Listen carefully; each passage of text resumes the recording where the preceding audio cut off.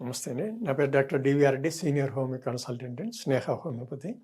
ఈరోజు మనము kidney stones వచ్చేది ఎండల కాలం కాబట్టి చాలా జాగ్రత్తగా ఉండాలి ప్రతి ఒక్కరు. అంటే ఆల్రెడీ స్టోన్స్ ఉండేవాళ్ళు కాబట్టి వాళ్ళు తీసుకోవాల్సిన జాగ్రత్తలు, హోమియోపతిలో ఎటువంటి మందులు ఉన్నాయి, తర్వాత వాళ్ళ లైఫ్ స్టైల్ ఎలా ఉంటే బాగుంటుందని తెలుసుకుందాం. ఈ కిడ్నీ స్టోన్స్ అనేటివి చాలామంది కదలకుండా కూర్చోవడం వల్ల కొంతమంది వస్తుంది. తర్వాత కొంతమంది జబ్బు పడి 1-2 నెలలు మంచంలో ఉంటారు. అలాంటి వాళ్ళలో కూడా వచ్చే అవకాశం ఉంటుంది. మూడోది వచ్చేసి టైఫాయిడ్ ఫీవర్ వచ్చిపోయిన తర్వాత ఆ బ్యాక్టీరియా ఉండడం వల్ల దాని చుట్టూ కణాలు, ఇప్పుడు సిమెంట్ రొటేటర్ ఎట్లా తిరుగుతుంటుంది ఆ విధంగా తిరగడం వల్ల అది ఉంటుంది. ఒక అరగంట సేపు అట్లా ఆపేసాం అనుకో మొత్తం ఒక ముద్ద మాదిరిగా తయారైపోతుంది. సో మనిషి కూడా కదలకుండా ఉండడం వల్ల ఒక చిన్న కణం చుట్టూ దాంట్లో ఉండే యూరిన్లో ఉండే కణాలు, సాల్ట్స్ ఏవైతే ఉంటాయో అవన్నీ ఒకటొకటి పేరుకొని చిన్న స్టోన్ మాదిరి తయారవుతుంది. అది మీకు బెస్ట్ ఎగ్జాంపుల్ చెప్పాలంటే సిమెంట్ కంటైనర్ ఇవి ఉంటాయి కదా, రెడీమేడ్ మిక్సీలు అట్లాంటి, అది ఎప్పుడు మూమెంట్ ఉండాలి. ఫ్యాన్ తిరుగుతుంటుంది, తిరగబట్టి అది సెట్ కాకుండా ఉంటుంది. ఎప్పుడైతే అది ఆగిపోతుందో అప్పుడు సెట్ అయిపోతుంది. అది సేమ్ స్టోన్ కూడా అట్లనే. అందుకని మనం గంటల కొద్దీ కూర్చొని ఉండకూడదు. ఒక 10 నిమిషాలు తిరిగి రావడం, మళ్ళీ వచ్చి కూర్చోవడం, ఇట్లా చేయడం వల్ల మ్యాక్సిమం స్టోన్స్ అనేవి తయారు కాకుండా చూసుకోవచ్చు. రెండోది మనం తీసుకునే ఆహారంలో ఇంపార్టెంట్. మన అరటి ఆకులో భోజనం చేయడం కూడా ఒక మంచి బెనిఫిట్. అందుకే పూర్వము భోజనం అంటే అరటి ఆకులో పెట్టేవాళ్ళు. అరటి ఆకులో చేయడం వల్ల కొన్ని కెమికల్స్ రిలీజ్ అయ్యి స్టోన్స్ రాకుండా చేసే అవకాశం ఉంటుంది.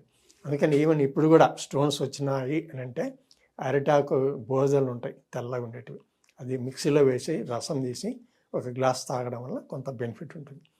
ఇంకొకటి ఏమంటే ఈ స్టోన్స్ అంటే అన్నీ ఒకటే స్టోన్ కాదు, 5 రకాల స్టోన్స్ ఉంటాయి దీంట్లో కాల్షియం స్టోన్స్ ఉండొచ్చు, ఆక్సాలిక్ స్టోన్స్ ఉండొచ్చు, ఫాస్ఫేట్ స్టోన్స్ ఉండొచ్చు, తర్వాత వచ్చేసి స్ట్రోవైట్ స్టోన్స్ అని అంటారు అనమాట. ఇట్లా రకరకాల కెమికల్స్ ఉంటాయి. ఇవన్నిట్లో ఏదో ఒకటి ఉంటుంది. అన్నిటికీ ఒకటే మందు ఉండదు కదా. అందుకు అరిటాక్ అనేది ఒక రకమైన మందులకు ఉపయోగపడుతుంది. సో ఇంకా మిగతా వాటితో మిగతా ఉంటాయి. ఇప్పుడు ఆక్సాలిక్ స్టోన్ ఉంది, ఆక్సాలిక్ యూరిక్ యాసిడ్ లెవెల్స్ పెరగకుండా చూసుకోవాలి, అప్పుడు స్టోన్ అనేది తయారు కావాలి. కాల్షియం ఉంది, కాల్షియం ఎక్కువ వాడకూడదు. అంటే కొంతమంది ట్యాబ్లెట్లు అదే పనిగా వాడమని చెప్పి తింటుంటారు. అట్లా ఎక్కువైన కాల్షియం ఏమవుతుంది, తిరిగి స్టోన్ తయారైపోతుంది. సో ఇన్ని కారణాలు ఉంటాయన్నమాట.